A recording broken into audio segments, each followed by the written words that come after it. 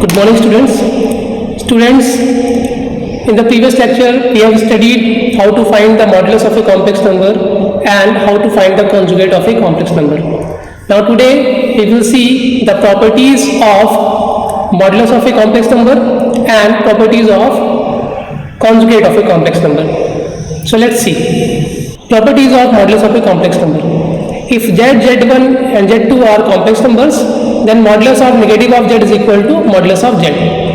Suppose कर लेते हैं z is equal to a plus ib कोई कॉम्प्लेक्स नंबर है, तो modulus of negative of z कितना होगा? Modulus of negative of a plus I b, और इसको हम कैसे लिख सकते हैं? Modulus of minus A minus I b, और इसकी वैल्यू कितनी आएगी? Square root of minus A square plus minus B square, and it will give A square plus B square का होल का स्क्वायर रूट। और यही वैल्यू अगर तब भी हमको मिलेगी अगर हम क्या करते हैं? मॉडुलस ऑफ जेड फाइंड करते हैं। तो मॉडुलस ऑफ जेड क्या होगा? Square root of A square plus B square. तो क्लियरली दिख रहा है modulus of negative of Z is equal to modulus of Z. It is true for all the complex numbers. Now second property is modulus of Z is equal to zero if and only if Z is equal to zero. इसका मतलब है कि किसी complex number का modulus magnitude zero तभी होता है अगर क्या हो? वो कॉम्प्लेक्स नंबर खुद क्या हो? जीरो कॉम्प्लेक्स नंबर हो। तो ये दोनों तरफ से ट्रू होगा। अगर ये स्टेटमेंट सही है तो z is equal to zero होगा, और अगर z is equal to zero है तो उसका magnitude modulus of z is equal to zero आएगा।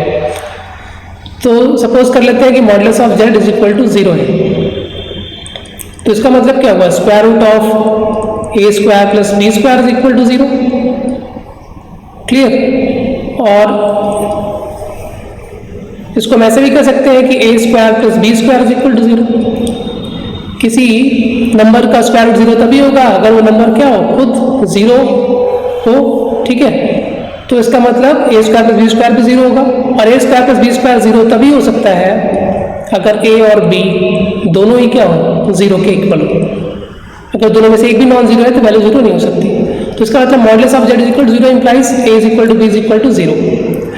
और अगर ए और बी दोनों जीरो है तो Z is equal to A plus I B जो है ये भी क्या हो जाएगा? जीरो प्लस आई जीरो, मतलब जीरो कॉम्प्लेक्स नंबर। ठीक, तो यही हमें शो करना था। इसका कन्वर्स भी हम शो कर सकते हैं। ठीक है, कन्वर्स क्या है इसका? कि अगर Z is equal to zero है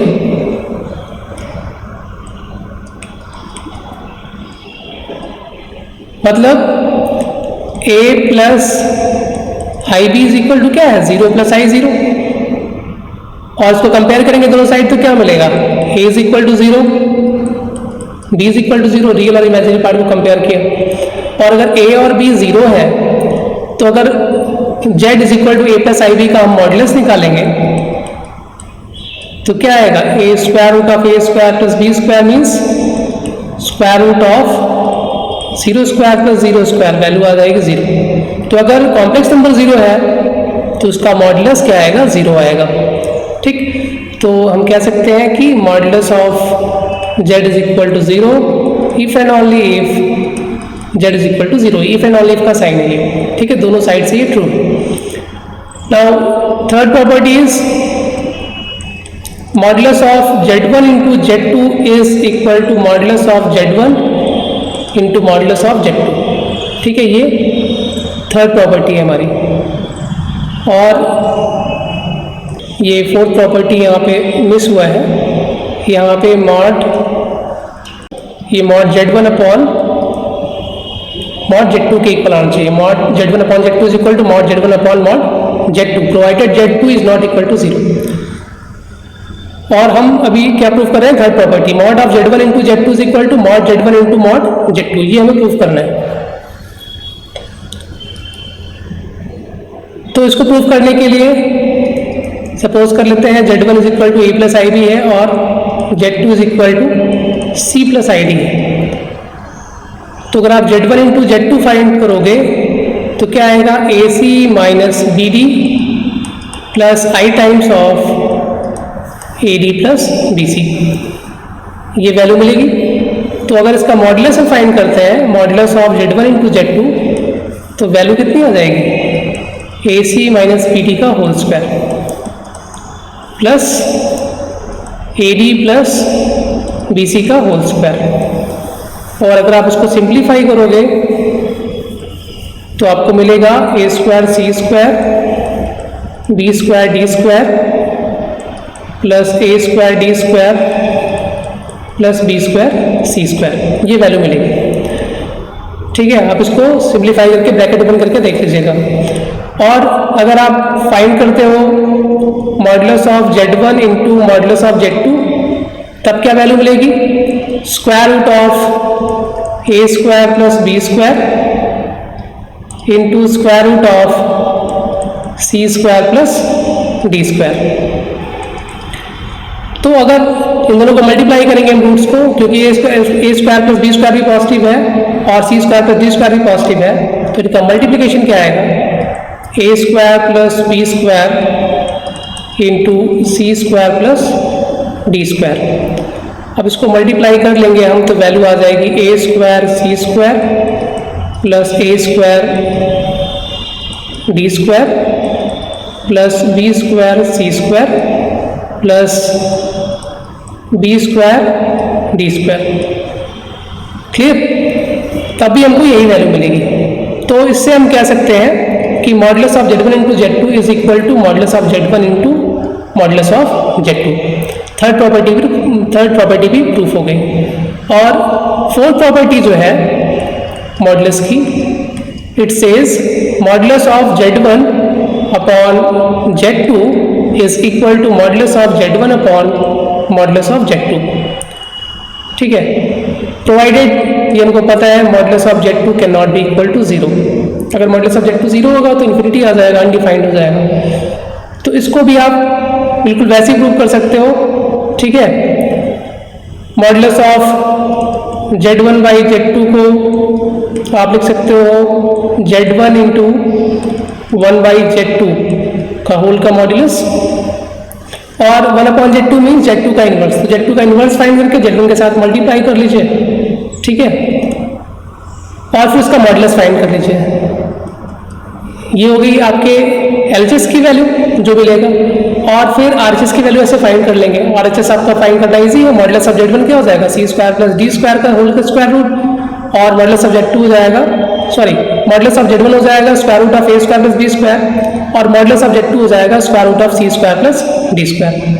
तो इस केस में ये आप देखोगे दोनों की वैल्यू सेम आएगी। तो ये आप खुद प्रूफ करोगे, ये आपके लिए। और लास्ट जो प्रॉपर्टी है, last property is modulus of Z raise to the power n is equal to modulus of Z की power n for any integer n। तो किसी भी इंटीजर के लिए क्या होता है, मॉडुलस ऑफ Z की power n is equal to modulus of Z whole की पावर n। ठीक है, मतलब Z की पावर n का मॉडुलस फाइंड करो तो जो वैल्यू मिलेगी वही तब भी मिलेगी अगर हम Z का मॉडुलस फाइंड करके उसकी पावर n लगाएं। ठीक, तो इसको वेरीफाई करने के लिए हम n की कोई वैल्यू लगा के देख लेते हैं। जैसे अगर आपने n इज इक्वल टू 2 लिया, ठीक है, और z is equal to X plus I Y है सपोज दैट, तो मॉडुलस ऑफ क्या हो जाएगा, Z square, it means X plus I Y whole square, ऐसे लिख सकते हैं। और अगर इसको ओपन कर लेंगे हम तो क्या हो जाएगा, ये X square minus Y square plus I times of 2x Y. ठीक है, ये वैल्यू मिलेगी। और इसका मॉडुलस अगर निकालेंगे तो ये आ जाएगा X square minus Y square plus 2xy whole square. Clear. और सॉल्व करने पे आप इसको ओपन करोगे, यहाँ पे स्क्वायर रहेगा, ओपन करोगे तो ये बन जाएगा आपका X square plus Y square का होल स्क्वायर। ठीक है, सिंप्लीफाई करके आप सॉल्व करोगे तो फिर से ये X square plus Y square का होल स्क्वायर बन जाएगा और स्क्वायर रूट से कैंसिल हो जाएगा स्क्वायर, तो वैल्यू मिलेगी X square plus Y square. और इसी के प्लेस पे अगर हम क्या फाइंड करें, मॉडुलस ऑफ जेड का होल स्क्वायर, तो मॉडुलस ऑफ जेड पहले फाइंड करेंगे तो क्या आएगा, square root of X square plus Y square, और इसका होल स्क्वायर कर देंगे तो वैल्यू आ जाएगी X square plus Y square. ठीक है, और हमें दिख रहा है कि यहाँ भी हमको यही वैल्यू मिली थी और यहाँ भी यही वैल्यू मिल रही है। It means modulus of Z का square is equal to modulus Z का स्क्वायर। ठीक है, तो ये relation for n equal to 2 prove हो गया। ऐसे आप इसको n इक्वल टू 3 के लिए भी प्रूव कर सकते हो। n इक्वल टू 3 पुट करो, LHS RHS फाइंड करो, दोनों इक्वल आएगा। So it is true for any integer n। Now next is properties of conjugate of a complex number.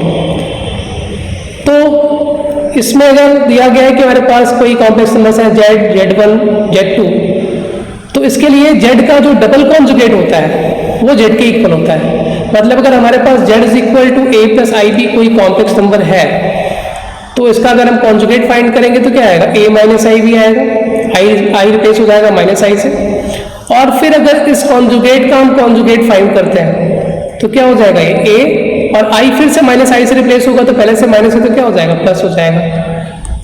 और ये z के ही इक्वल है, इट मीन्स z का double conjugate z के ही इक्वल आता है। तो ये फर्स्ट प्रॉपर्टी हो गई आपकी कॉन्जुगेट की। और z1 प्लस z2 का जो कॉन्जुगेट होता है होल का, वो इक्वल होता है z1 conjugate plus z2 conjugate. तो इसके लिए आप अगर z1 is equal to a plus I B consider करते हो और z2 is equal to c plus I D consider करते हो, तो z1 प्लस z2 का होल का कॉन्जुगेट मतलब पहले z1 प्लस z2 फाइंड करोगे, तो z1 प्लस z2 फाइंड करेंगे तो आएगा a plus c plus I times of d plus d, और फिर इसका होल का कॉन्जुगेट करेंगे तो i रिप्लेस हो जाएगा माइनस आई से। वैल्यू क्या हो जाएगी, a plus C minus I times of b plus d। और फिर से इसको हम ऐसे भी लिख सकते हैं, a minus I B plus c minus I D, ऐसे लिख सकते हैं। और ये क्या है हमारा, a minus I B z1 का कॉन्जुगेट है और c माइनस आई डी क्या है, z2 का कॉन्जुगेट है। तो ये क्या हो गया, z1 कॉन्जुगेट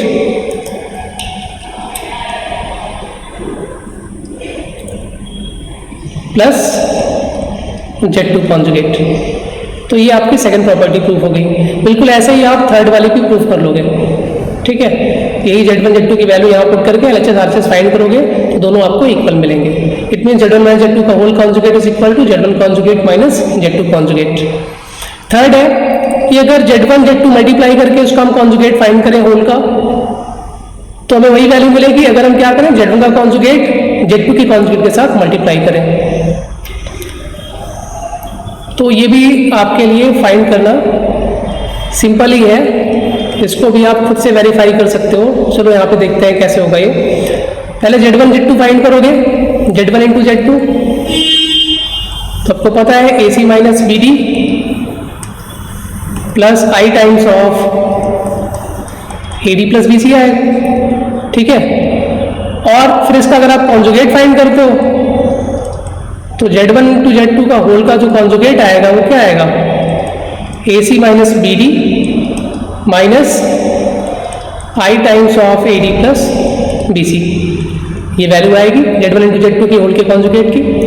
ठीक है, और अगर हम क्या करते हैं, z1 कॉन्जुगेट फाइंड कर लें पहले, तो ये मिलेगा हमें a माइनस आई बी, और z2 कॉन्जुगेट फाइंड कर लें तो ये हमें मिलेगा c माइनस आई डी। तो अगर हम z1 conjugate into z2 conjugate find करेंगे तो a minus I B into C minus I D, ये मल्टीप्लाई करना होगा। और अगर इसको हम मल्टीप्लाई करते हैं तो हमें क्या मिलेगा, ये इसको आप सॉल्व करोगे तो ये आएगा A C minus B D plus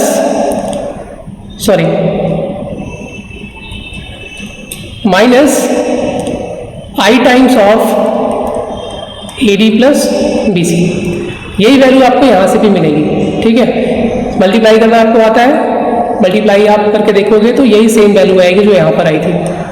तो इससे हम कह सकते हैं कि Z1 इंटू Z2 का whole conjugate is equal to Z1 conjugate into Z2 conjugate. तो इसको भी आप किसी भी कॉम्प्लेक्स नंबर के लिए वेरीफाई कर सकते हो, ये रिजल्ट आपको सही मिलेगा। ये सारी प्रॉपर्टीज इंपॉर्टेंट हैं और आपके माइंड में हमेशा होनी चाहिए। सिमिलरली आप ये वाली प्रॉपर्टी भी प्रूव कर सकते हो, प्रूफ नहीं करेंगे, ठीक है। Z1 बाई Z2 आप फाइंड कर लो पहले, फिर उसका कॉन्जुगेट फाइंड करो, और दूसरी साइड में Z1 कॉन्जुगेट और Z2 conjugate, Z1 conjugate upon Z2 conjugate find कर लो। पहले Z1 का कॉन्जुगेट फाइंड करो, Z2 का कॉन्जुगेट फाइंड करो, और फिर Z1 के कॉन्जुगेट से Z2 के कॉन्जुगेट को डिवाइड करो, मतलब Z1 के कॉन्जुगेट में Z2 कॉन्जुगेट का इनवर्स मल्टीप्लाई करो, ऐसे भी कह सकते हैं। तो दोनों केस में एलसीएम आंसर आपको क्या मिलेगा, इक्वल मिलेगा, ठीक है।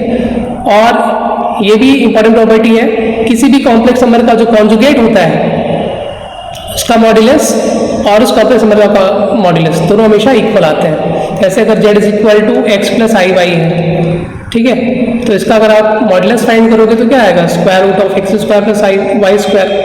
और अगर z कॉन्जुगेट निकालोगे तो एक्स माइनस आई वाई आएगा, और इसका अगर मॉड्यूलस फाइंड करोगे तो भी क्या मिलेगा, X square plus Y square ही मिलेगा। So modulus of z conjugate is always equal to modulus of z। So ये सारी प्रॉपर्टीज आप हमेशा अपने माइंड में रखो।